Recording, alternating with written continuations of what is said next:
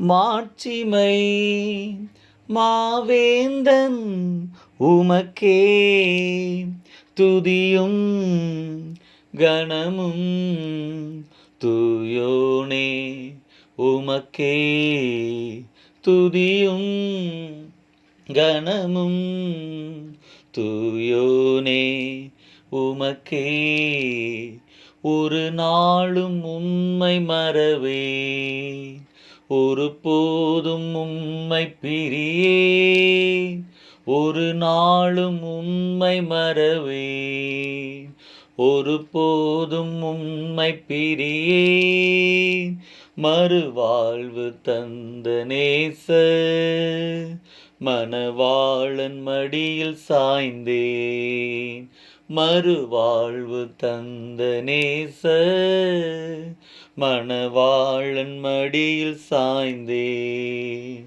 மகிமை மாட்சிமை மாவேந்தன் உமக்கே துதியும் கணமும் தூயோனே உமக்கே துதியும் கணமும் தூயோனே உமக்கே என் பார்வை சிந்தையெல்லாம் நீ காட்டும் பாதையில்தான் என் பார்வை சிந்தையெல்லாம் நீ காட்டும் பாதையில்தான் என் சொல்லும் செயலும் எல்லாம் சித்தம் செய்வதில்தான் என் சொல்லும் செயலும் எல்லாம்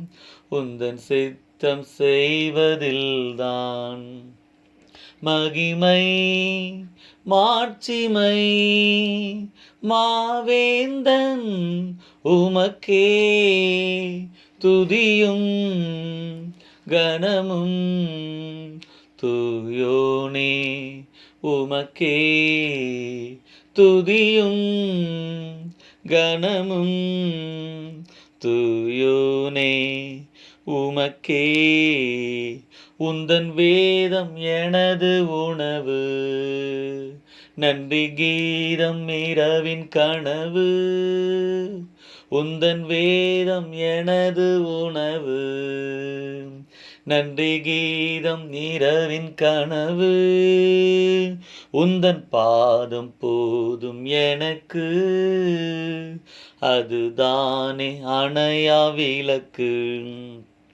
உந்தன் பாதம் போதும் எனக்கு அதுதானே அணையா விளக்கு மகிமை மாட்சிமை மாவேந்தன் உமக்கே துதியும் கணமும் தூயோனே உமக்கே துதியும் கணமும் தூயோனே உமக்கே உம்மை வருத்தும் வழியில் நடந்தா என்னை திருத்த வேண்டும் தேவா உம்மை வருத்தும் வழியில் நடந்தா என்னை திருத்த வேண்டும் தேவா கருத்தோடு உமது வசனம் கற்றுத் தந்து நடத்த வேண்டும் கருத்தோடு உமது வசனம் கற்றுத் தந்து நடத்த வேண்டும் மகிமை மாட்சிமை மாவேந்தன் உமக்கே துதியும் கணமும் தூயோனே உமக்கே துதியும் கணமும் தூயோனே உமக்கே. கர்த்தர் நல்லவர். ஆண்டவரும் இரட்சகரும் மீட்பருமாயிருக்கிற இயேசு கிறிஸ்துவின் ஈடு நாமத்தில் இந்த வேதபாட வகுப்பின் 3வது நாள் வேதபாட வகுப்பிற்கு உங்களை நான் அன்போடு கூட வாழ்த்துகிறேன், வரவேற்கிறேன். கர்த்தர் உங்களோடு கூட இருப்பாராக. இந்த முதல் 2 வேதபாட வகுப்புகளிலும் நாம் வேதாகமத்தை குறித்து முன்னுரையாக முகவுரையாக அநேக காரியங்களை நாம் படித்து கொண்டு இருக்கிறோம். பரிசுத்த வேதாகமத்தினுடைய பெயர், அந்த பெயருக்கு பின்பாக இருக்கக்கூடிய அந்த மேன்மை, முக்கியத்துவம், மகத்துவம், மகிமை, வேதாகமம் எப்படி பிரிக்கப்பட்டிருக்கிறது, புதிய ஏற்பாடு, பழைய ஏற்பாடு, பழைய புதிய உடன்படிக்கை, அதை குறித்து விளக்கமாக நாம் படித்தோம். நாம் வேத புத்தகங்களை எப்படி பிரித்து படிக்கிறோம் என்று சொல்லி வரலாற்று புத்தகங்கள், தீர்க்க தரிசன புத்தகங்கள், நியாயப்பிரமாணம், சுவிசேஷங்கள் என்றெல்லாம் எப்படி நாம் பிரித்து படிக்கிறோம் என்கிறதை குறித்து நாம் பார்த்தோம். அதைத் தொடர்ந்து வேதாகமம் எழுதப்பட்ட மொழிகளை குறித்து நாம் பார்த்தோம். எபிரேய வேதாகமம் எப்படி அமைந்திருக்கிறது, எத்தனை புத்தகங்களை கொண்டிருக்கிறது, எபிரேய வேதாகமம் எப்படியெல்லாம் பிரிக்கப்பட்டிருக்கிறது, இப்படி அநேக காரியங்களை குறித்து முகவுரையாக பல விஷயங்களை நாம் பார்த்தோம். வேதாகமம் யாரை கொண்டு கர்த்தர் எழுதுகிறார், எழுதப்பட்ட அந்த கால அளவுகள், இடைவெளிகள், இப்படி பல காரியங்களை உங்களோடு கூட கடந்த 2 வகுப்பிலே பகிர்ந்து கொள்ள கர்த்தர் கிருபை செய்தார். இந்த 3வது நாள் வகுப்பிலும் கூட சில காரியங்களை உங்களோடு கூட முன்னுரையாக முகவுரையாகவே தொடர்ந்து நாம் படிக்க இருக்கிறோம். கர்த்தருக்கு ஸ்தோத்திரம்.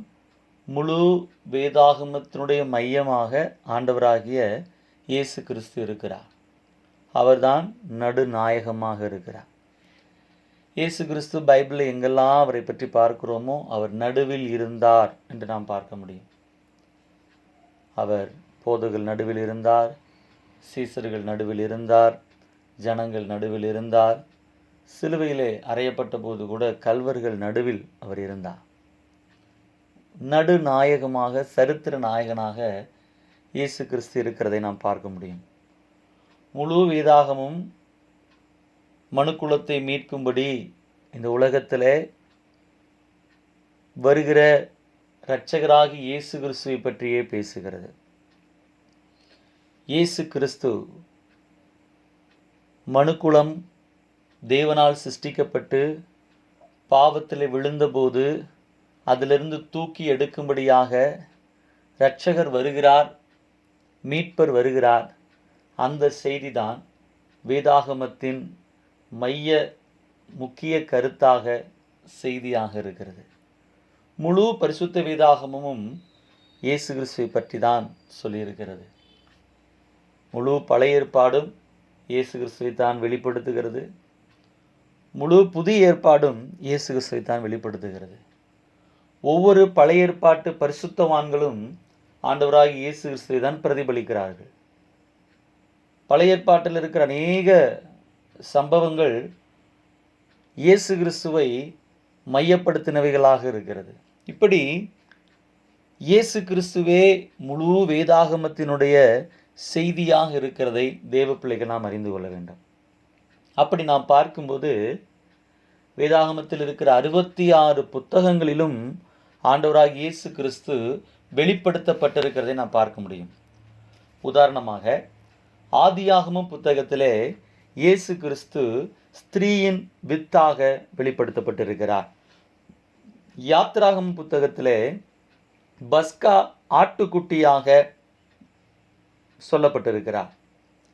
லேவியராகமம் புத்தகத்திலே மகா பிரதான ஆசாரியராக, என்னாகமம் புத்தகத்திலே பகலில் மேகஸ்தம்பம், இரவில் அக்னி ஸ்தம்பமாக, உபாகமம் புத்தகத்திலே மோசேயை போன்ற ஒரு தீர்க்கதரிசியாக, யோசுவாவின் புத்தகத்திலே இரட்சிப்பின் அதிபதியாக, நியாயாதிபதிகள் புத்தகத்திலே நமது நியாய பிரமாணிகராக, ரூத் புத்தகத்திலே மீட்கும் உறவினராக, 1-2 சாமுவேல் புத்தகங்களிலே நம்பிக்கையுள்ள தீர்க்கதரிசியாக, 1-2 ராஜாக்கள் புத்தகத்திலே நம்மை அரசாளுகிற ராஜாவாக 1-2 நாளாகம புத்தகங்களிலே நம்முடைய நித்திய ராஜாவாக எஸ்ரா புத்தகத்திலே உண்மையுள்ள வேதபாரகனாக நெகேமியா புத்தகத்திலே இடிந்து போன சுவர்களை திரும்ப கட்டுகிறவராக எஸ்தர் புத்தகத்திலே தம்முடைய ஜனங்களின் நன்மையை நாடுகிற முர்தேக்காயாக யோபு புத்தகத்திலே நமது மீட்பராக சங்கீத புத்தகத்திலே நமது மேய்ப்பராக நீதிமொழிகள் புத்தகத்திலே நமது ஞானமாக பிரசங்கி புத்தகத்திலே நமது மேலான நோக்கமாக உன்னத பாட்டு புத்தகத்திலே நமது நேசரும் மணவாளனுமாக ஏசாயா புத்தகத்திலே சமாதான பிரபுவாக எரேமியா புத்தகத்திலே நீதியின் கிளையாக புலம்பல் புத்தகத்திலே கண்ணீர் விடும் தீர்க்கதரிசியாக எசேக்கியேல் புத்தகத்திலே அற்புதமான 4 முகங்களை உடையவராக தானியேல் புத்தகத்திலே அக்கினி சூளையில் உலாவும் 4வது நபராக ஓசியா புத்தகத்திலே நம்பிக்கையுள்ள புருஷனாக யோவேல் புத்தகத்திலே பரிசுத்த ஆவியை அருளுகிறவராக ஆமோஸ் புத்தகத்திலே நமது பாரத்தை சுமப்பவராக உபதியா புத்தகத்திலே நம்மை ரட்சிக்க வல்லவராக யோனா புத்தகத்திலே மகா பெரிய மிஷனரியாக மீகா புத்தகத்திலே மீறுதலை மன்னிக்கிறவர் அழகான பாதங்களை கொண்ட தூதுவராக நாகும் புத்தகத்திலே தம்முடைய ஜனத்துக்காக போராடுகிறவராக ஆபகுக் புத்தகத்திலே தேவனுடைய சுவிசேஷகராக செப்பனியா புத்தகத்திலே நமது இரட்சகராக ஆகாய் புத்தகத்திலே இழந்து போனவைகளை திரும்ப தந்து ஆசிர்வதிக்கிறவராக சகரியா புத்தகத்திலே பாவத்தை போக்க திறக்கப்பட்ட நீரூற்றாக மல்கியா புத்தகத்திலே நீதியின் சூரியனாக இப்படி பழைய ஏற்பாட்டின் 39 புத்தகங்களிலும் ஆண்டவராகிய இயேசு கிறிஸ்து வெளிப்படுத்தப்பட்டிருக்கிறதை நாம் பார்க்க முடியும். அதே போல புதிய ஏற்பாட்டின் 27 புத்தகங்களையும் நாம் பார்க்கும்போது மத்தேயு சுவிசேஷத்தில் ராஜாவாக, மார்க்கு சுவிசேஷத்தில் ஊழியக்காரனாக, லூக்கா சுவிசேஷத்தில் மனுஷகுமாரனாக, யோவான் சுவிசேஷத்தில் தேவகுமாரனாக, அப்போஸ்தலருடைய நடபடிகள் புத்தகத்தில் உலக இரட்சகராக, ரோமர் புத்தகத்தில் தேவனுடைய நீதியாக, 1-2 கொரிந்தியர் புத்தகங்களிலே பரிசுத்தம் செய்கிறவராக, கலாத்தியர் புத்தகத்திலே நியாயப்பிரமாண சாபத்திலிருந்து மீட்கிறவராக, எபேசியர் புத்தகத்திலே சபைக்கு தலைவராக, பிலிப்பியர் புத்தகத்திலே நமது மகிழ்ச்சியாக, கொலோசையர் புத்தகத்திலே நிறைவானவராக, 1-2 தெசலோனிக்கேயர் புத்தகங்களிலே சீக்கிரம் வரப்போகும் ராஜாவாக, 1-2 தீமோத்தேயு புத்தகத்திலே தேவனுக்கும் மனிதனுக்கும் இடையே மத்தியஸ்தராக, தீத்து புத்தகத்திலே உண்மையுள்ள போதகராக, பிலேமோன் புத்தகத்திலே பிரியமானவராக, எபிரேயர் புத்தகத்திலே மகா பிரதான ஆசாரியராக, யாக்கோபு புத்தகத்திலே சுகமாக்குகிறவராக, 1-2 பேதுரு புத்தகங்களிலே மாசற்ற ஆட்டுக்குட்டி பிரதான மேய்ப்பராக, 1-2-3 யோவான் புத்தகங்களிலே அன்பானவராக, யூதா புத்தகத்திலே விசுவாசத்தின் நாயகன் வலுவாதபடி காக்கிறவராக, வெளிப்படுத்தின விசேஷம் புத்தகத்திலே கர்த்தாதி கர்த்தரும் ராஜாதி ராஜாவுமாக என்று சொல்லி புதிய ஏற்பாட்டின் 27 புத்தகங்களையும் சேர்த்து பழைய ஏற்பாடு புதிய ஏற்பாடின் 66 புத்தகங்களிலும் அதனுடைய மைய கருத்தாக ஆண்டவராகிய இயேசு கிறிஸ்து வெளிப்படுகிறதையும் வெளிப்படுத்தப்பட்டிருக்கிறதையும் நாம் பார்க்க முடியும். இப்படி 66 புத்தகங்களும் ஆண்டவராகிய இயேசு கிறிஸ்துவை பற்றி தான் சொல்லுகிறது. இயேசு கிறிஸ்து யார்? வசனம் சொல்லுகிறது, ஆதியிலே வார்த்தை இருந்தது, அந்த வார்த்தை தேவனிடத்தில் இருந்தது, அந்த வார்த்தை தேவனாய் இருந்தது, அந்த வார்த்தை மாம்சமாகி கிருபையினாலும் சத்தியத்தினாலும் நிறைந்தவராய் நமக்குள்ளே வாசம் பண்ணினார். அவருடைய மகிமை கண்டோம். அது பிதாவுக்கு ஒரே பேரானவருடைய மகிமைக்கு ஏற்ற மகிமையாக இருந்தது. தேவனை ஒருவனும் ஒரு காலம் கண்டதில்லை, அவர் கண்டிராதவரும் காணக்கூடாதவரும் அதரிசனமுள்ள தேவனுமாயிருக்கிறவர். இயேசுவை கண்டவன் பிதாவை கண்டான். முழு தேவனுடைய வெளிப்பாடாக அவதாரமாக இந்த உலகத்தில் வெளிப்பட்டவர் தான் நம்முடைய ஆண்டவராகிய இயேசு கிறிஸ்து.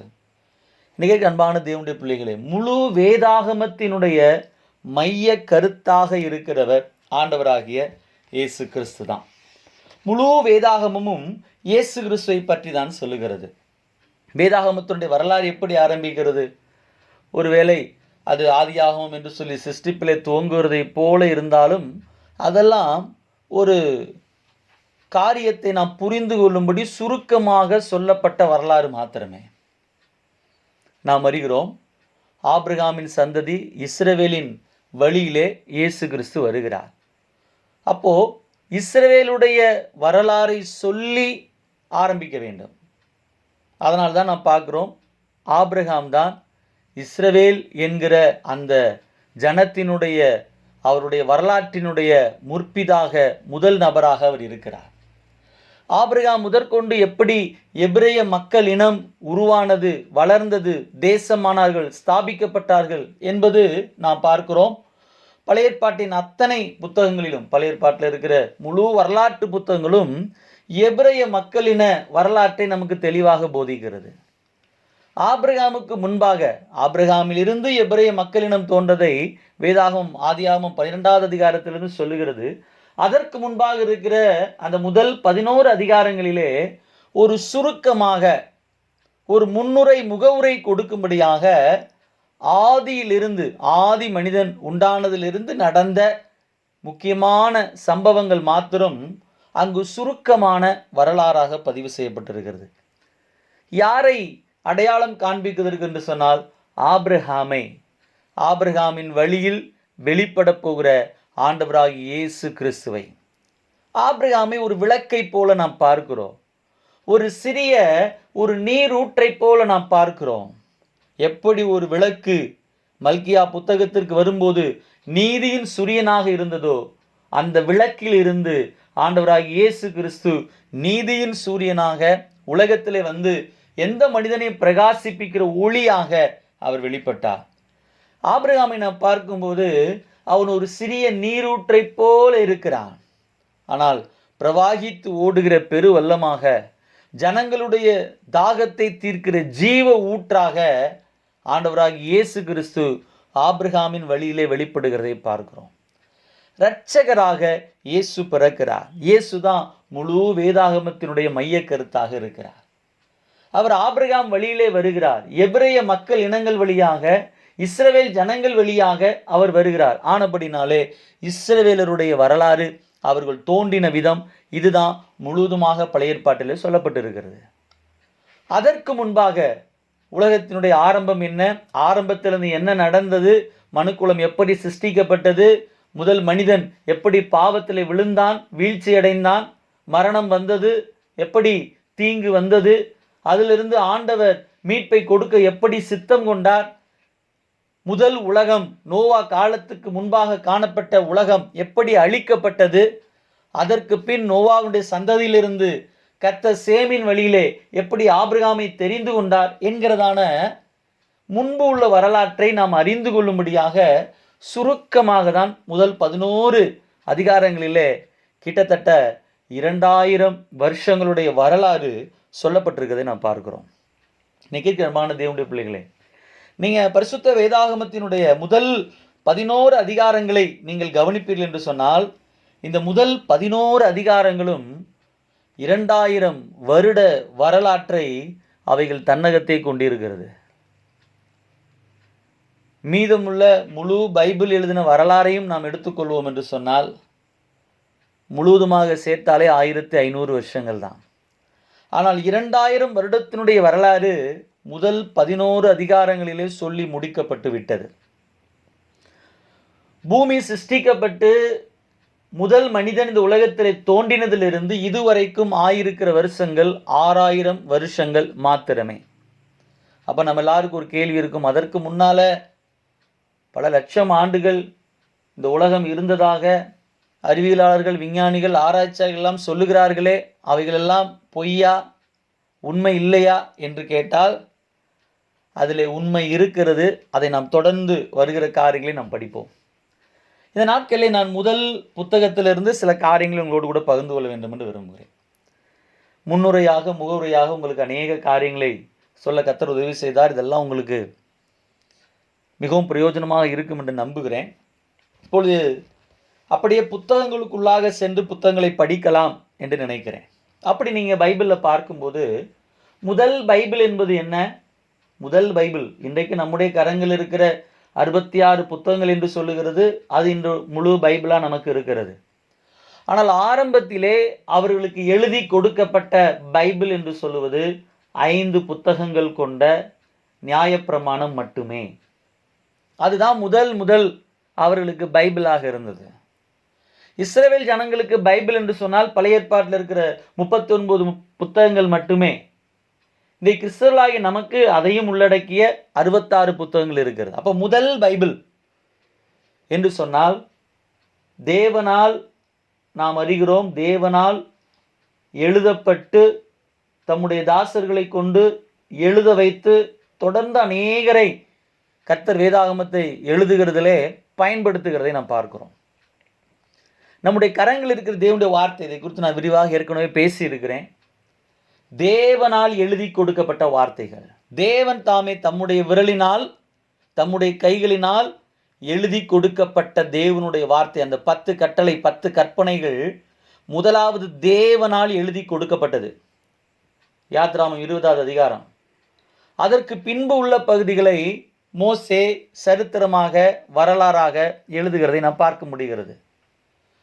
நாம் அறிகிறோம், யாத்ராகமம், லேவியராகமம், எண்ணாகமம், உபாகமம், இந்த 4 அதிகாரங்களும் மோசேயினுடைய அறிவுக்குட்பட்டு அவருடைய காலங்களில் நடந்த சம்பவங்கள். அவை எல்லாவற்றையும் தேவன் மோசேயை கொண்டு எழுத வைத்தார். மட்டுமல்ல, ஆதியாகம புத்தகம், இந்த 2300 வருட வரலாறு என்று சொல்லுவது மோசேயினுடைய காலத்திற்கு முந்தினது. இவை எல்லாவற்றையும் தேவன் தம்முடைய வெளிப்பாடை கொடுத்து தீர்க்க தரிசனத்தின் ஆவியினாலே தேவனுடைய வார்த்தையாக இந்த முதல் 5 புத்தகங்களையும் கர்த்தர் மோசேயை கொண்டு எழுத வைத்தார். இந்த புத்தகங்களைத்தான் நாம் 5 ஆகமங்கள் என்று சொல்கிறோம். இதுதான் முதல் பைபிள். தேவன் எழுதி கொடுத்த முழு நியாயப்பிரமாணம் இதுதான் அவருடைய முதல் பைபிள். பின்னாட்களிலே நாம் பார்க்கிறோம், யோசுவா புத்தகம் சேர்க்கப்பட்டது. அதற்கப்புறம் யூத மத தலைவர்கள் மூலமாக பழைய ஏற்பாட்டு கானூனின்படி பழைய ஏற்பாட்டு புத்தகங்கள் தெய்வ வார்த்தைகளாக ஏற்றுக்கொள்ளப்பட்ட 39 புத்தகங்கள். புதிய ஏற்பாட்டில் வரும்போது எத்தனையோ சுவிசேஷங்கள், எத்தனையோ நிருபங்கள் எழுதப்பட்டாலும் சபை தலைவர்களால் நிதானிக்கப்பட்டு பகுத்தறியப்பட்டு எவைகள் தேவனுடைய வார்த்தை என்கிற ஒரு அளவுகோலை வைத்து பல நூற்றாண்டுகளுக்கு பின்பாக எல்லா சபைகளாலும் ஏற்றுக்கொள்ளப்பட்ட புதிய ஏற்பாடும் சேர்ந்த 66 புத்தகங்கள் தான் நம்முடைய கையில் இருக்கிறது.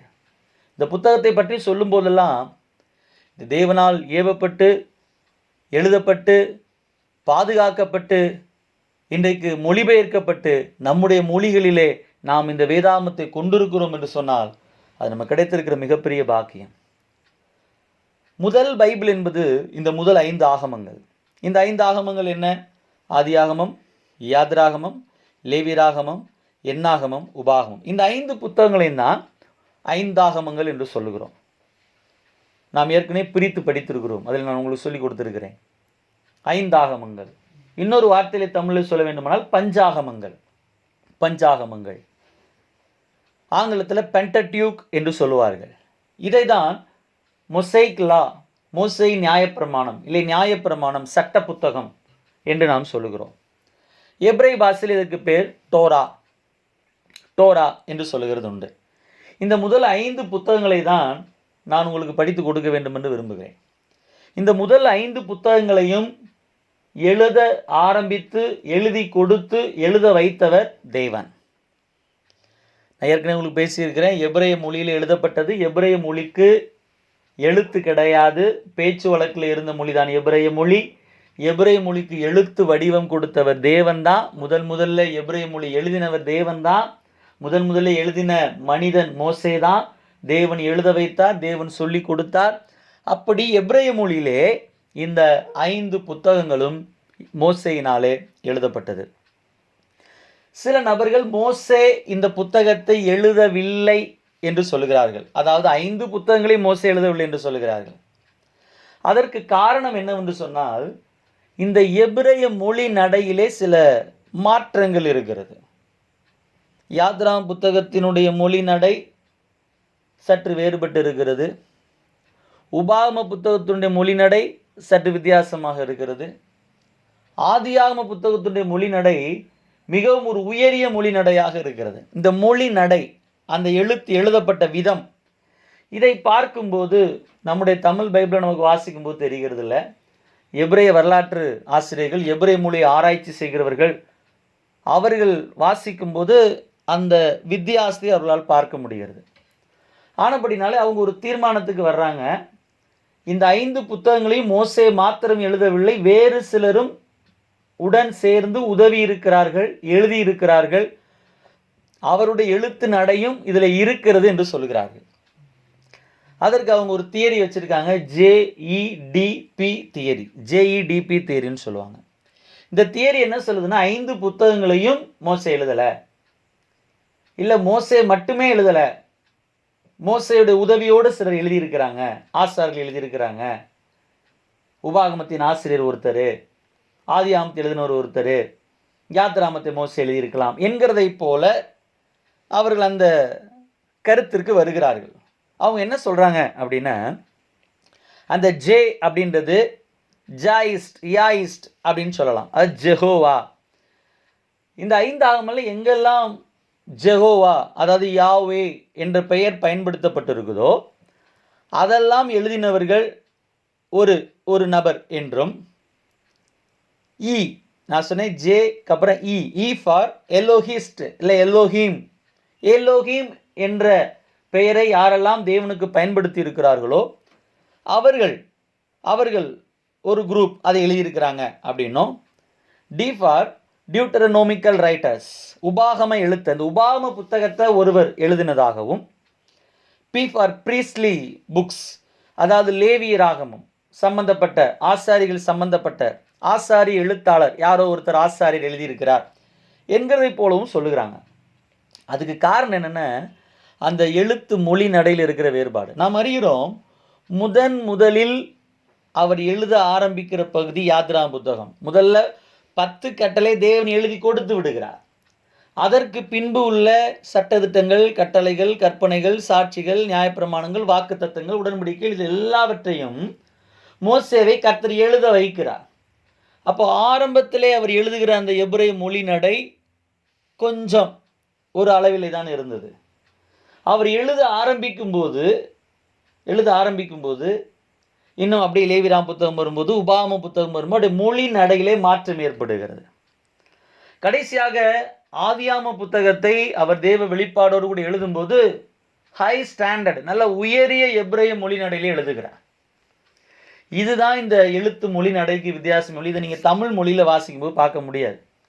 இதை வைத்து தான் இந்த ஒரு பிரிவினர் ஜேஇடிபி தியரி அப்படின்ற இந்த தியரியை வச்சுட்டு யெகோவா என்ற பதத்தை தேவனுக்கு பயன்படுத்தினவர்கள் ஒருவர், எலோகிம்ன்ற அந்த நாமத்தை எழுதினவர்கள், அந்த பகுதி எழுதினவர்கள் ஒருவர், அந்த உபாகம எழுத்துக்கள் அதை எழுதினவர்கள் ஒருவர், ஆசாரிய புத்தகம், ஆசாரியர் சார்ந்த அந்த லேவியராம் இதை எழுதின ஒருவர் என்ற கணக்கிற்கு வருகிறார்கள்.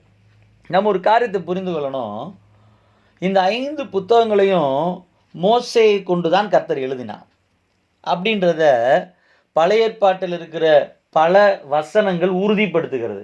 5ஐயும் மோசே தான் எழுதினார், இது மோசேயின் ஆகமங்கள் என்கிறதை இயேசுவே உறுதிப்படுத்துகிறார்.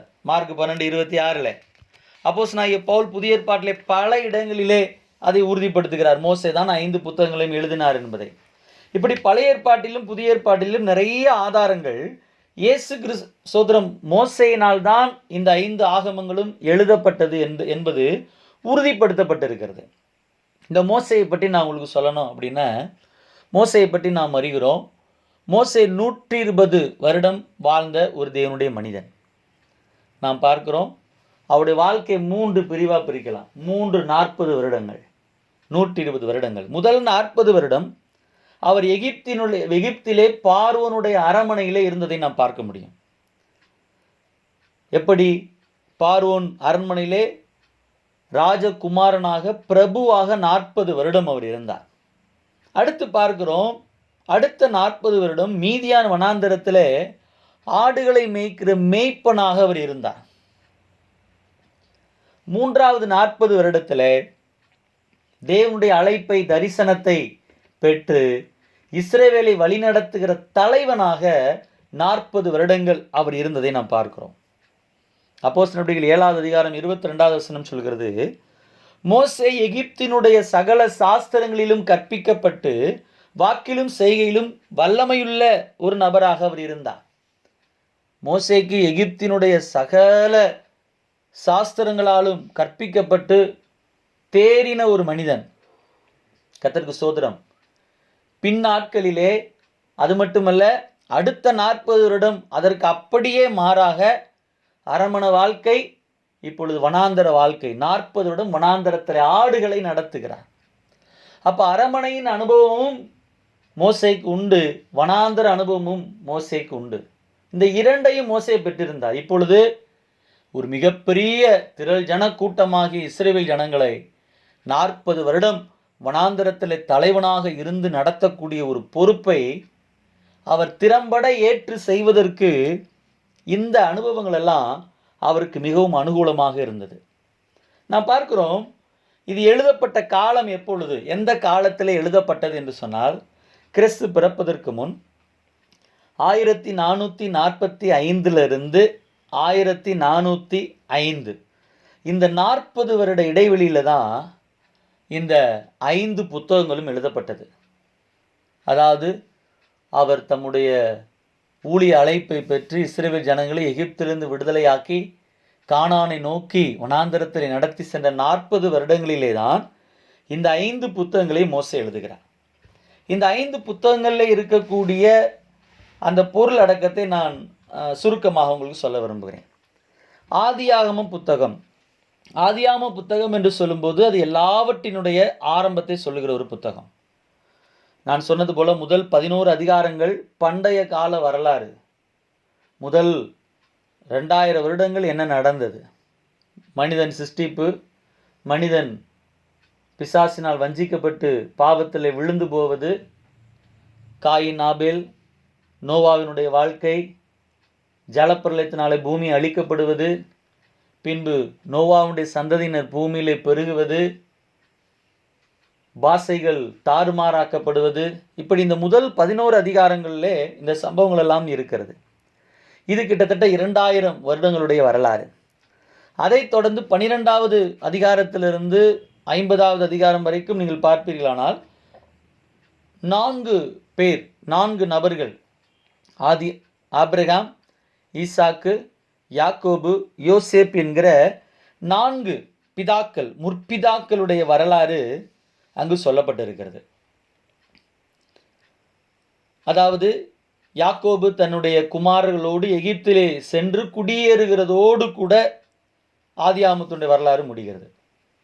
அதற்கு பின்பு ஒரு 300 வருட வரலாறு இல்லை என்றே சொல்லலாம். 400 வருட வரலாறு அவர்கள் எகிப்தில் இருக்கிறார்கள். அதற்கு அப்புறம் நான் பார்க்கிறோம் 1445 தான் அழைப்பை பெற்று எகிப்திற்கு செல்கிறார். அதுதான் யாத்ராம் புத்தகத்தில் பார்க்கிறோம். யாத்ராம் புத்தகம் எப்படி துவங்குகிறது அப்படின்னு கேட்டிங்கன்னா, மோசேயினுடைய பிறப்போடு துவங்குகிறது. மோசேயினுடைய பிறப்பிலே துவங்கி மோசே எகிப்தின் அரண்மனையிலே வளர்க்கப்படுகிறார். அவர் ராஜகுமாரனாக வளர்க்கப்படுகிறார். எகிப்திலிருந்து பார்வோனுக்கு பயந்து ஓடி போகிறார். 40 வருடம் அரண்மனை, 40 வருடம் வனாந்தரத்தில் இருந்துவிட்டு அழைப்பை பெற்று மறுபடியும் தன்னுடைய சகோதரன் ஆரோனோடு கூட சேர்ந்து பார்வோனை சந்தித்து ஜனங்களை விடுவிக்கும்படி பார்வோனிடத்தில் பேசும்படியாக வருகிறதையும், பார்வோன் அதை தடை செய்கிறதையும், 10 வாதைகளினாலே எகிப்தின் தேவர்கள் வாதிக்கப்பட்டு நியாயந்தீர்க்கப்பட்டு பொன்னோடும் பொருளோடும் இஸ்ரவேல் ஜனங்கள் புறப்பட்டு வனாந்தரத்திலே வந்து கர்த்தருக்கு ஆராதனை செய்யும்படி ஆசரிப்பு கூடாரத்தை தேவ கட்டளைப்படி பெற்று ஸ்தாபிக்கிறதோடு கூட இந்த யாத்ராமத்துடைய வரலாறு முடிகிறது. யாத்ராம் புத்தகம் அதை சொல்லுகிறது. லேவிய ராகமம் பிரமாணங்களை குறித்து சொல்லுகிறது. பலிகளை குறித்த பிரமாணங்கள், பலிகள் என்னென்ன பலிகள் இருக்கிறது, அந்த பலிகளை எப்படி செலுத்த வேண்டும், அடுத்து ஆசாரினை குறித்த பிரமாணங்கள், அடுத்து சுத்திகரிப்பை குறித்த பிரமாணங்கள், அடுத்து பாவ நிவர்த்தி நாள், அடுத்து பரிசுத்தத்துக்கு அடுத்த பிரமாணங்கள், அடுத்து 7 பண்டிகைகளை பற்றி, அடுத்து தேசத்துக்கு அடுத்த பிரமாணங்கள், இவைகளையெல்லாம் சொல்லி லேவியராம் புத்தகம் முடிகிறது. நாம் பார்க்கிறோம், அடுத்து என்னாகமம் புத்தகத்திலே அவர்கள் ஆசரிப்பு கூடாரம் ஸ்தாபிக்கப்பட்டு சீனாயிலிருந்து புறப்படுகிறார்கள் காதேஸ் வரை. காதேஸில் நடந்த சம்பவம் நமக்கு தெரியும். வேவு பார்த்து விட்டு வருகிறார்கள், துர்ச்செய்தி பரப்புகிறார்கள். ஆண்டவர் சொல்றாரு, நீங்கள் 40 நாட்கள் சுற்றி பார்த்ததற்கு சமானமாக 40 வருடங்கள் வனாந்தரத்தில் அலைந்து திரிவீர்கள் சொன்னார். இப்படி சீனாயிலிருந்து காதேசுக்கும் காதேசிலிருந்து மோவாப் வரைக்கும் சென்ற அந்த 39 வருடத்துடைய வனாந்தர அலைச்சல்களின் வரலாறு இந்த எண்ணாகம புத்தகத்திலே சொல்லப்பட்டிருக்கிறது. உபாகம புத்தகம் என்பது மோசேயினுடைய கடைசி 3 பிரசங்கங்கள். மோசே இடத்துல ஆண்டவர் சொல்லிட்டாரு, நீ கண்களால் கானானை காண்பாய், கானானுக்கு போக மாட்டாய். யோசுவா அதை ஜனங்களுக்கு பங்கிடுவான். நான் உன்னை எடுத்துக்கொள்வேன், நீ இடத்துல வந்து விடு அப்படின்னு ஆண்டவர் சொல்றார். அப்போ கடைசியாக அவர் இஸ்ரவேல் ஜனங்களுக்கு 3 பிரசங்கம் பண்ணுகிறார். அதில் முதல் பிரசங்கம், நீங்கள் நடத்தி வந்தத விதத்தை திரும்பி பாருங்கள், கர்த்தர் செய்த காரியங்களை நினைவு கூறுங்கள். என அங்கிருந்த சந்ததி என்பவர்கள் அநேகர் பழைய சந்ததி எகிப்திலிருந்து புறப்பட்டதிலே நாம் அறிகிறோம். யோசுவாவையும் காலேபையும் தவிர அத்தனை பேரும் வனாந்தரத்திலே மரித்து போய்விட்டார்கள். அப்போ இப்படிப்பட்ட நேரத்திலே நாம் பார்க்கிறோம், இருக்கிற சந்ததி ஒரு புதிய சந்ததி, ஒரு இளம் சந்ததி. அவர்களுக்கு ஆண்டவர் செய்த அற்புதமான காரியங்கள் அவர்களுக்கு தெரியாது. அதை நினைப்பூட்டும்படி ஒரு பிரசங்கம் பண்ணுகிறார். 2வது, தேவனுடைய வார்த்தை உடன்படிக்கை, அதை மறுபடியும் சொல்லி ஜனங்களை ஆசீர்வதித்து, நீங்கள் கானான் தேசத்தை, வாக்குத்தத்த தேசத்தை சுதந்தரித்துக் கொள்வதற்கு எவ்வளவு ஆயத்தமுள்ளவர்களாக இருக்க வேண்டும் என்கிறதையும் சேர்த்து 3 செய்திகளை பேசுகிறார். இந்த 3 செய்திகளும் தான் உபாகம புத்தகத்தில் இருக்கு. அப்போ உங்களுக்கு புரிந்திருக்கும், ஆதியாகம புத்தகம் முதல் 11 அதிகாரங்கள் 2000 வருஷங்களுடைய வரலாறை சுருக்கமாக சொல்லுகிறது. 12 முதல் 50 வரைக்கும் உள்ள அதிகாரங்கள் முற்பிதாக்களுடைய 4 பேரை பற்றி சொல்லுகிறது. யாத்ராம் புத்தகம் மோசேயினுடைய பிறப்பிலிருந்து ஆசரிப்பு கூடாரம் வனாந்தரத்தில் ஸ்தாபிக்கப்படுகிறதோடு கூட யாத்ராம் புத்தகம் கிட்டத்தட்ட 1 வருட வரலாறை யாத்ராம் புத்தகம் உள்ளடக்கி இருக்கிறது. லேவியராம் புத்தகம் என்பது பிரமாணங்கள், பலிகளுக்கு அடுத்த பிரமாணம், பரிசுத்தத்துக்கு அடுத்த பிரமாணம், ஆசாரியனுக்கு அடுத்த பிரமாணம், தேசத்துக்கு அடுத்த பிரமாணம், பண்டிகைகள், பாவ நிவாரண நாள் என்கிற ஆராதனைக்கு அடுத்த காரியங்களை குறித்து லேவியராம் புத்தகம் சொல்லுகிறது. எண்ணாகம புத்தகம், இந்த எண்ணாகம புத்தகம்ன்றதுக்கு பெயர் வர காரணம் என்னென்னா, 2 முறை ஜனங்கள் எண்ணப்பட்டார்கள், தொகையிடப்பட்டார்கள். ஆரம்பத்திலே புறப்பட்ட போது ஒரு முறை தொகையிடப்பட்டார்கள், கடைசியாக கானானுக்குள் பிரவேசிக்கிறதுக்கு முன்பாக ஒரு முறை தொகையிடப்பட்டார்கள். இந்த 2 முறை தொகையிடப்பட்டவருடைய வரலாறு இங்கு குறிப்பிடப்பட்டிருக்கிறதுனாலே அதனுடைய பெயரே எண்ணாகமம் என்று வைக்கப்பட்டிருக்கிறது. எண்ணாகம புத்தகம் தான் 39 வருட வரலாறை சொல்லுகிறது. 39 வருடம் எப்படி வரலாற்றிலே அவர்கள் அலைந்து திரிந்து பல இடங்களில் பாளையம் இறங்கி அவர்கள் நடந்தார்கள் என்கிற வரலாறை இந்த எண்ணாகம புத்தகம் சொல்லுகிறது. எண்ணாகம புத்தகத்துக்கு நிறைய பேர் சொல்லுவாங்க. அதில் ஒரு பேர் வனாந்தர அலைச்சல்களின் புத்தகம். ஏன்னா வனாந்தரத்தில் அலைந்து திரிந்தார்கள். காரணம் உடைய அவிசுவாசம். தேவன் நமக்கும் கூட வாக்கு தத்தத்தை கொடுக்கும்போது தேவ பிள்ளைகள் அதை விசுவாசிக்கணும். விசுவாசிக்கவில்லை, அவிசுவாசம் கொள்வோம் என்று சொன்னால் அலைந்து திரிகிற அனுபவம் அவர்களுக்கு வந்தது போல நமக்கும் வரும். அதனால் கர்த்தர் நமக்கு ஒரு வார்த்தை கொடுக்கும்போது நாம் அதை அப்படியே விசுவாசிக்க வேண்டும். இதுதான் இந்த 5 புத்தகங்கள் இருக்கிற உள்ளடக்கமாக இருக்கிறது. சரி, இப்போ ஆதியா முதல் வசனத்திலிருந்து மாத்திரம் ஒரு சில காரியங்களை பேசி முடிக்க வேண்டும் என்று விரும்புகிறேன். இதுவரைக்கும் பேசின காரியங்கள் ஒரு பகுதியாக இருக்கும். இதில் நிறைய விஷயங்கள் நீங்கள் கேட்கும்போதே சில நேரம் புரிஞ்சிருக்கும். சில பேர் நோட்ஸ் எழுதியிருப்பீங்க, சிலருக்கு சில விஷயங்கள் ஏதோ கடினமாக புரியாதே போல இருந்திருக்கும்.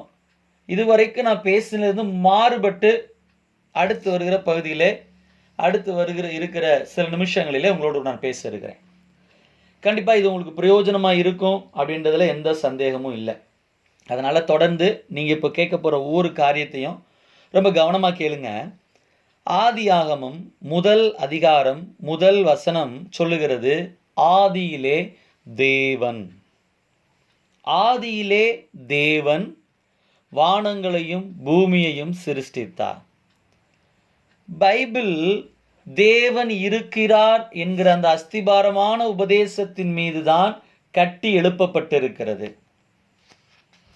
ஒரு வார்த்தையில் உங்களுக்கு நான் சொல்லணும்னா, பைபிளில் எந்த இடத்துலையுமே தேவன் இருக்கிறார் என்கிறதை நிரூபிக்கிற முயற்சியிலே பைபிள் ஈடுபடவே இல்லை. தேவன் இருக்கிறார் என்கிற உறுதியான உண்மையோடு தான் பரிசுத்த வேதாகமம் தன்னை அறிமுகப்படுத்துகிறது. தேவன் இருக்கிறார் என்கிற உண்மையை நிரூபித்து காட்டும்படி வேதாகமத்தின் 66 புத்தகங்களை எழுதின ஒரு ஆசிரியர் உள்ளத்திலே கூட தோன்றவில்லை. தேவன் இருக்கிறார். தேவன் இருக்கிறார் என்கிறதை குறித்து உங்களோடு கூட நான் இந்த நேரத்திலே தொடர்ந்து நான் பேச விரும்புகிறேன். வசனம் சொல்லுகிறது, எபிரேயர் 11:6, தேவனிடத்தில் சேருகிறவன் அவர் உண்டென்றும் அவர் தம்மை தேடுகிறவர்களுக்கு பலன் அளிக்கிறவர் என்றும் விசுவாசிக்க வேண்டும். தேவன் ஒருவர் உண்டு என்பதை விசுவாசிக்க வேண்டும். வார்த்தை கேட்டுக்கொண்டிருக்க தேவ பிள்ளைகள், நீங்கள் ஒவ்வொருவரும் தேவன் இருக்கிறார் என்பதை விசுவாசிக்கிறவர்கள் என்று எனக்கு தெரியும். பாருங்க, கிறிஸ்தவர் அல்லாத மற்றவர்களுடைய பார்வையிலே தேவனை பற்றி அவங்க என்ன நினைக்கிறாங்க? அதாவது நான் கிறிஸ்டியன் வேல் வியூஸ் அது எப்படி இருக்கு? கிறிஸ்தவர் அல்லாத உலகத்தினுடைய பார்வையில் தேவன்னா யாரு, கர்த்தர்னா யாரு, கடவுள்னா யாரு? நான் பார்க்கிறோம், டூயலிசம் அப்படின்னு ஒரு காரியம் இருக்கு. டூயலிசம்னா 2 தெய்வ வணக்கம். கர்த்தராகிய நல்ல தெய்வம், சாத்தானாகிய தீய தெய்வம். நல்ல சக்தியும் இருக்குது, தீய சக்தியும் இருக்கிறது. யார் எதை வேண்டுமானாலும் வணங்கலாம், தொழுது கொள்ளலாம் என்கிற கொள்கையை உடையவர்கள் தான் டூயலிசம், 2 தெய்வ வணக்கம். அடுத்து ஒரு பிரிவினர் இருக்கிறார்கள், பாலித்தீசம். பாலித்தீசம்னா பல தெய்வ வணக்கம். ஒரு தெய்வ வணக்கத்தை விட்டு எப்பொழுது மனிதன் பின்வாங்கினானோ அப்பொழுது உண்டானது தான் பல தெய்வ வணக்கம். பல தெய்வ வணக்கத்துக்கு உதாரணம் நம்ம நாடே சொல்லலாம். பல தெய்வங்கள், இயற்கை தெய்வம், வானசேனைகள் தெய்வம், மலைகள், கடல்கள், ஆறுகள் தெய்வம், ஜீவராசிகள் தெய்வம், மிருகங்கள் தெய்வம், பறவைகள் தெய்வம், எல்லாமே தெய்வம். பல தெய்வங்கள், எல்லாவற்றையும் வணங்குவது.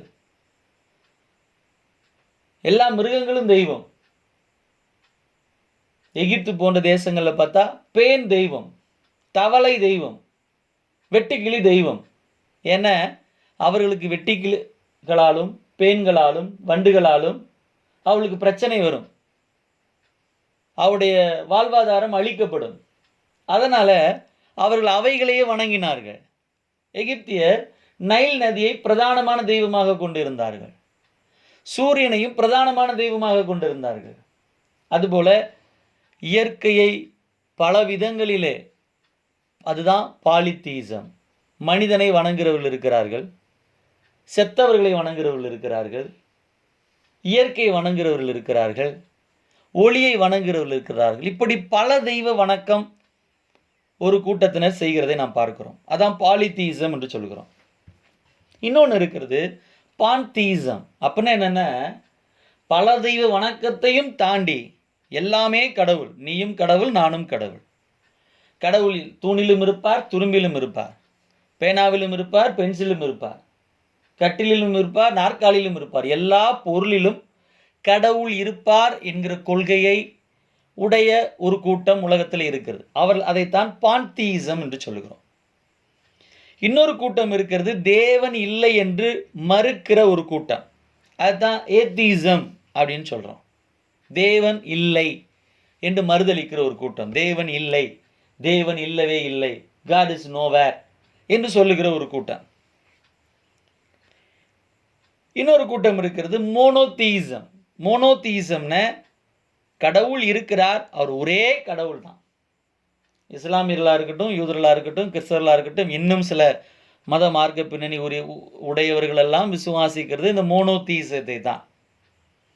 இன்னொரு நம்பிக்கை உண்டு, தீசம். தீசம்னா தேவன் இருக்கிறார், அவரே சிருஷ்டித்து பாதுகாத்து எல்லாத்தையும் ஆளுகை செய்கிறார் என்று சொல்லுகிற ஒரு நம்பிக்கை. அப்படி பார்க்கும்போது நம்முடைய நம்பிக்கை என்னன்னு கேட்டால், நம்ம அந்த தீசத்துக்குள்ளேயும் மோனோதீசத்துக்குள்ளேயும் வருவோம்.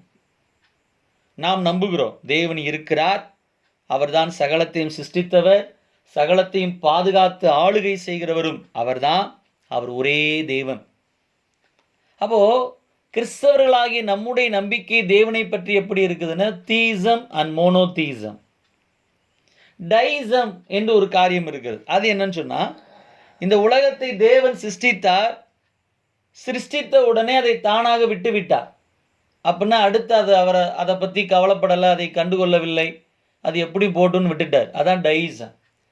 இப்படி கிறிஸ்தவர் அல்லாத உலகத்தினுடைய பார்வையிலே தேவன் இருக்கிறார் என்பதை குறித்து, தேவனை குறித்து பல பார்வைகள் இருக்கிறது. பைபிள் ஒருவேளை தேவன் இருக்கிறார் என்பதை நிரூபிக்கும்படி எந்த இடத்துலையும் முயற்சி பண்ணலை.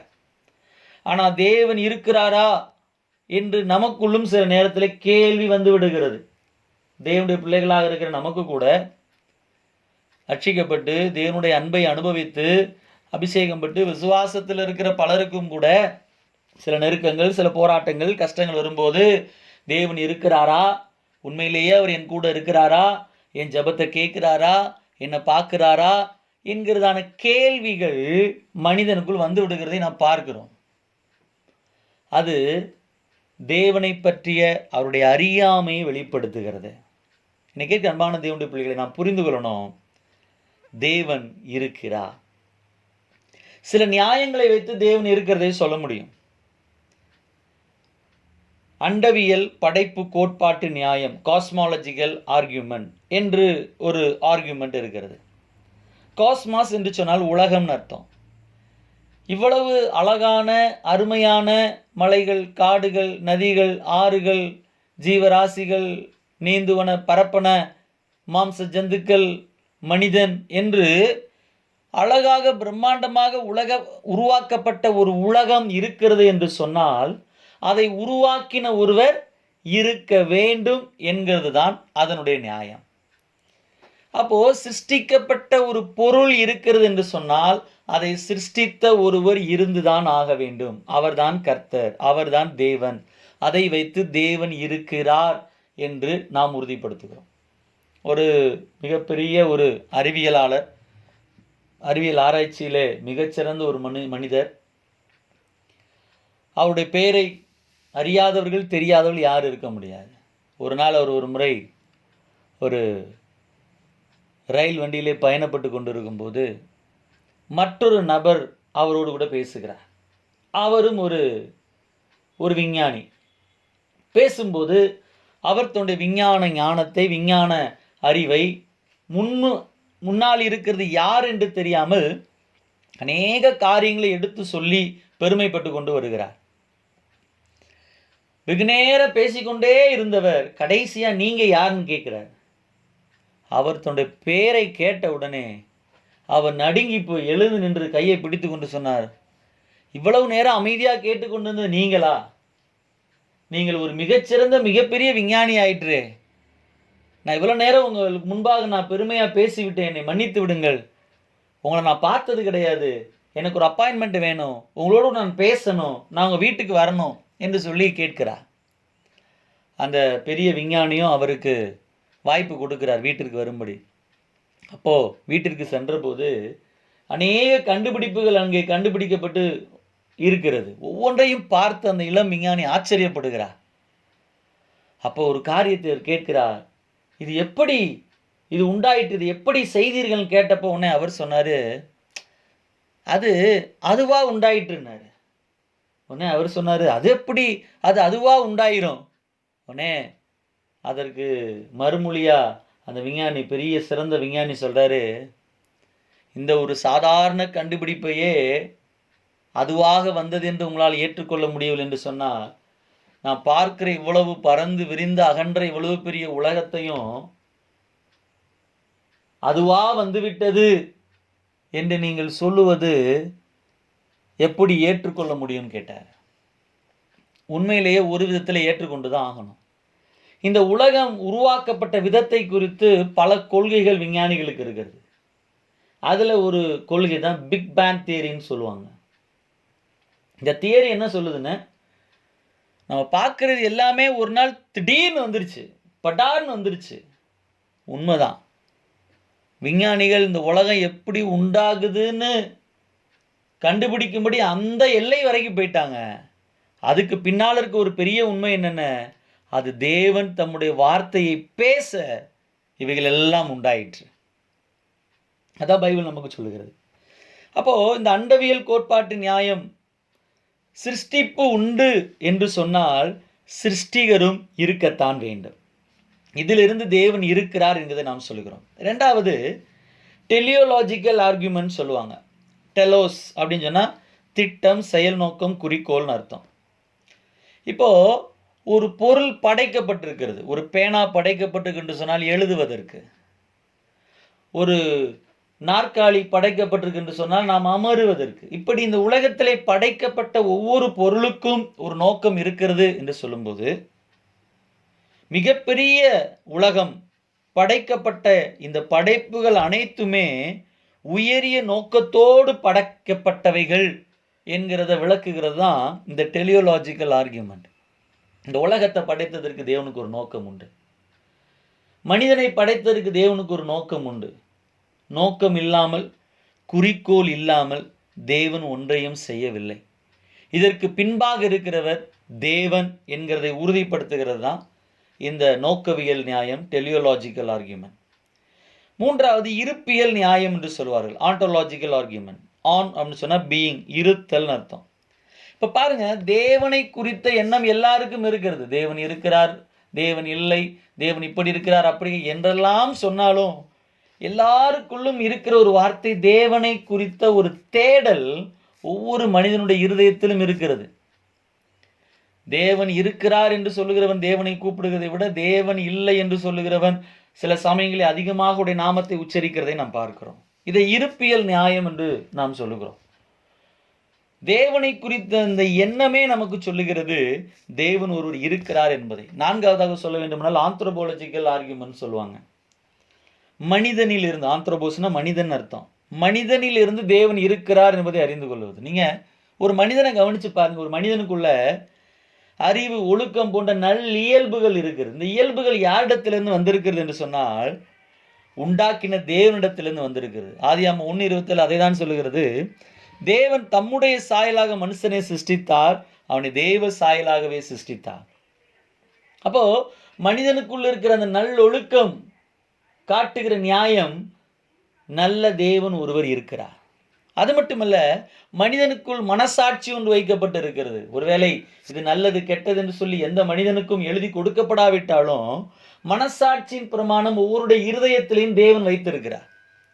அதுதான் ரோமர் 2:15 சொல்லுகிறது, குற்றம் உண்டு குற்றம் இல்லை என்று சொல்லுகிற மனசாட்சி ஒவ்வொரு மனிதனுக்குள்ளும் இருக்கிறது. அப்போஸ்தலர் 17:23 வாசிக்கும் போது, அப்போஸ்தலனாகிய பவுல் தான் ஊழிய பாதையிலே கடந்து செல்லும் போது அத்தேனே என்கிற ஒரு பட்டணத்திலே அங்கு ஒரு ஆலயத்தை பார்க்கிறார். அந்த ஆலயத்திலே பெயர் பலகை இப்படி இருக்கிறது, அறியப்படாத தேவனுக்கு ஆராதனை. அவர்களுக்கு தெரிகிறது தேவன் ஒருவர் இருக்கிறார், ஆனால் யாருன்னு தெரியல, அவ்வளவுதான். அப்போ மனிதனுடைய மனசாட்சி சொல்லுகிறது தேவன் இருக்கிறார் என்பதை. மட்டுமல்ல, உயிர் இயக்கம் காட்டும் நியாயம். எல்லா உயிர்களுக்கும் ஒரு ஊற்று பிறப்பிடம் இருக்க வேண்டும். இத்தனை ஜீவராசிகள், மனிதனுக்குள் ஜீவன் என்று சொன்னால் எப்படி ஒரு குழந்தைக்கு ஜீவன் தாயிடத்திலிருந்து வருகிறதோ அப்படி மனிதனுக்கு ஜீவன் யாரிடத்திலிருந்து வந்தது என்று சொன்னால் வசனம் சொல்லுகிறது, சங்கீதம் 36:9, ஜீவ ஊற்று உம்மிடத்தில் இருக்கிறது. இயேசு சொன்னார் யோவான் 11:25, நானே உயிர்த்தெழுதலும் ஜீவனுமாய் இருக்கிறேன். 14:6 சொல்கிறார், நானே வழியும் சத்தியமும் ஜீவனுமாய் இருக்கிறேன். 10:28 சொல்கிறார், நான் அவைகளுக்கு நித்திய ஜீவனை கொடுக்கிறேன். எல்லா ஜீவனுடைய ஊற்றாக தேவன் இருக்கிறதை நாம் பார்க்கிறோம். வசனம் சொல்லுகிறது, மனிதனை தேவன் பூமியின் மண்ணினாலே உருவாக்கி தன்னுடைய சுவாசத்தை ஊதினார், மனிதன் ஜீவ ஆத்துமாவானான். இந்த ஜீவன் யாரிடத்திலிருந்து மனிதனுக்கு வந்தது என்று சொன்னால் தேவனிடத்திலிருந்து வந்தது. இந்த நியாயங்கள் எல்லாம் சொல்லுகிறது தேவன் ஒருவர் இருக்கிறார். படைப்புகள் இருக்கிறது என்று சொன்னால் படைத்தவர் ஒருவர் இருக்கிறார். ஒவ்வொரு பொருளும் படைக்கப்பட்டதற்கு ஒரு நோக்கம் இருக்கிறது என்று சொன்னால் நீங்களும் நானும் சிருஷ்டிக்கப்பட்டதற்கு ஒரு உயரிய நோக்கம் இருக்கிறது. தேவனை பற்றிய எண்ணமே தேவன் இருக்கிறார் என்பதை உறுதிப்படுத்தி காண்பிக்கிறது. மனிதனுக்குள் இருக்கிற நல்லொழுக்கம், மனசாட்சி, ஜீவன் அது சொல்லுகிறது தேவன் இருக்கிறார். ஒரு மனிதன் இப்படி எழுதினார், தேவன் இல்லை, தேவன் எங்கேயும் இல்லை, தேவன் இல்லவே இல்லை. நம்முடைய தமிழ்நாட்டை சேர்ந்தவர் தான். நன்றாக படித்தார், நன்றாக சம்பாதித்தார். இரவு ஆனால் பகலிலே நல்ல ஒரு அலுவலகத்தில் வேலை செய்தார். இரவு ஆனால் பெயிண்ட் டப்பாவை பிரஷ்ஷை எடுத்துக்கொண்டு ரோடுகளிலே, சாலைகளிலே, தெருக்களிலே, வீதிகளிலே எழுதுவார் போய், காட் இஸ் நோவேர், தேவன் இல்லை, தேவன் இல்லவே இல்லை. இதுதான் அவருடைய எழுத்து. இப்படி எழுதி கொண்டு இருக்கும்போது தானே ஆண்டவராக இயேசு கிறிஸ்து ஒரு நாள் கல்வாரியிலே சிலுவையிலே அடிக்கப்பட்டவராக அவருக்கு காட்சி கொடுத்தார். அன்றைய தினமே ரட்சிக்கப்பட்டார். அந்த இயக்கத்திலிருந்து வெளியே வந்தார். அவரை கொலை செய்வதற்கு இயக்கத்தின முயற்சி செய்தார்கள். இன்றைக்கு ரட்சிக்கப்பட்டு தேவனுடைய ஊழியக்காரராகி மிகப்பெரிய ஊழியத்தை அவர் நிறைவேற்றி கொண்டிருக்கிறார். எனக்கே அன்பான தேவனுடைய பிள்ளைகளே, காட் இஸ் நோவேர் என்று எழுதின அந்த வார்த்தையிலே தானே இருக்கிறது நோவேர். அந்த வேர்ல இருக்கிற டபிள்யூவை இந்த நோ கூட சேர்த்துட்டீங்கன்னு அந்த வார்த்தை சொல்லுகிறது God is now here. God is nowhere அப்படின்ற வார்த்தை தான் ஒரு சின்ன ஸ்பேஸ் சொல்லுகிறது. God is now here. தேவன் எங்கேயும் இல்லை என்று சொல்லுகிற அந்த வார்த்தையிலே தானே அடங்கி இருக்கிறது தேவன் இங்கேயே இருக்கிறேன். கேட்கன்பான தேவனுடைய பிள்ளைகளே, நம்முடைய ஆவிக்குரிய ஜீவியத்திலும் கூட நம்ம பல நேரத்தில் நான் அநேக விசுவாசிகள் அனுபவத்தில் பார்த்துருக்கிறேன். கடவுள் இருக்கிறாரா பாஸ்டர், கடவுள் உண்மையிலே இருக்கிறாரா, இருந்தா ஏன் இப்படிலாம் நடக்கணும், ஏன் என் வாழ்க்கை இப்படி இல்லாமல் இருக்கிறது? நான் சொல்லுவேன், தேவன் நீதியுள்ளவர். சில கேள்விகளுக்கு நமக்கு இப்பொழுது பதில் தெரியாமல் இருக்கலாம். தேவன் எல்லாவற்றையும் நீதியாய் செய்கிறார், சரியாய் செய்கிறார். அவர் தமக்கு சித்தமான யாவையும் செய்கிறார். வசனம் சொல்கிறது, கண்ணை உருவாக்கினவர் காணாரோ, காதை உருவாக்கினவர் கேளாரோ.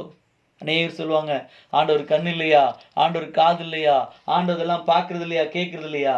அவருக்கு எல்லாம் இருக்கிறது. அவர் இருக்கிறார். என்னை அன்பான தேவனுடைய பிள்ளைகளை, நீங்களும் நானும் ஆராதிக்கிற தேவன் அவர் ஜீவன் உள்ளவராக இருக்கிறார். நாம் பார்க்கிற அண்ட சராசரங்களையும் படைத்த கர்த்தராக இருக்கிறார்.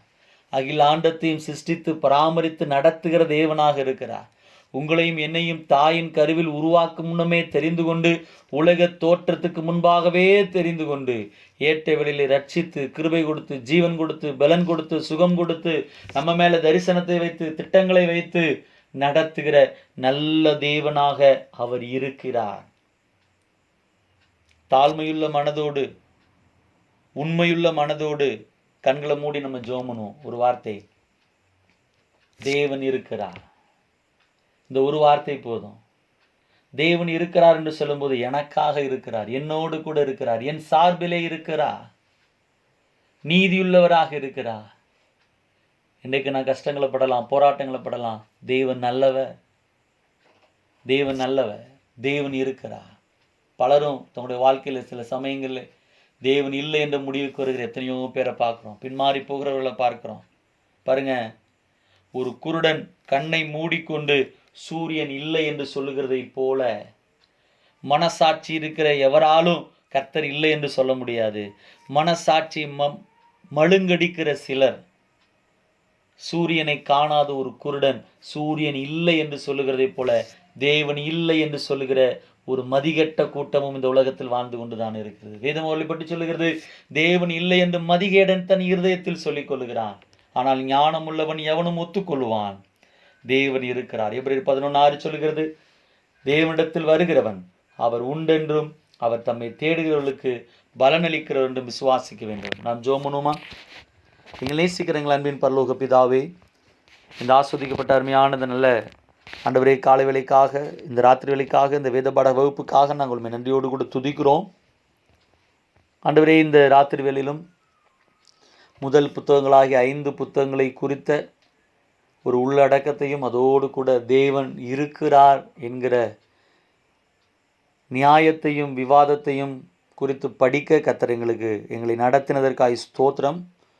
ஆண்டவரே, தொடர்ந்து வருகிற காலங்களில் நாங்கள் இன்னும் புத்தகத்தின் மற்ற பகுதிகளையும் இன்னும் கருத்தாக, தெளிவாக, ஆழமாக படிக்க, புரிந்து கொள்ள எங்களுடைய ஆவிக்குரிய ஜீவியம் உண்மையிலே ஸ்திரப்பட, பலப்பட, கட்டப்பட நாங்கள் ஜெபிக்கிறோம். எதிராக இருக்கிற, தடையாக இருக்கிற எல்லா காரியங்களையும் மாற்றும் மிகவும் பொறுமையோடும் ஆண்டவரே ஸ்தோத்திரம். இந்த வார்த்தைகளை கேட்டுக்கொண்ட ஒவ்வொரு தெய்வ பிள்ளைகளுக்காக ஜெபிக்கிறேன். ஒவ்வொருவரையும் தேவன் அபரிமிதமாக ஆஸ்வதிப்பீராக.